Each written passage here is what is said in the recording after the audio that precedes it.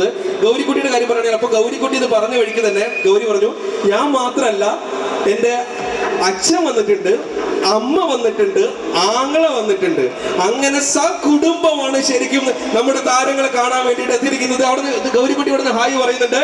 അപ്പൊ മലയാളത്തിന്റെ മഞ്ജു വാര്യർക്കൊരു വലിയ കൈയടി. ഒപ്പം മൈജിയുടെ യാത്രയ്ക്കൊപ്പം എല്ലാം ഇപ്പോഴും വളരെ സ്ട്രോങ് ആയിട്ട് നിൽക്കുന്ന ഒരാളാണ് മഞ്ജു ചേച്ചി. മഞ്ജു ചേച്ചി എന്താണ് പറയാനുള്ളത്? ചേച്ചി എല്ലാവർക്കും നമസ്കാരം. ഒരുപാട് സ്നേഹം. ഈ മഴയത്തും ക്ഷമയോടെ സ്നേഹത്തോടെ ഞങ്ങളെ കാത്തു നിന്നതിന് ഒരുപാട് സന്തോഷം. എപ്പോഴും എൻ്റെ നാട് കൊച്ചിയല്ല, പക്ഷേ എൻ്റെ സുഹൃത്തുക്കളടക്കം പലരും പറഞ്ഞു കേട്ടിട്ടുണ്ട്, എവിടെയൊക്കെ യാത്ര ചെയ്താലും തിരിച്ച് കൊച്ചിയിലേക്ക് എത്തുമ്പോൾ ഭയങ്കര ഒരു സന്തോഷവും ഒരു ആശ്വാസവും എന്തോ ഒരു സുഖമൊക്കെയാണെന്ന് ഞാൻ പറഞ്ഞു കേട്ടിട്ടുണ്ട്.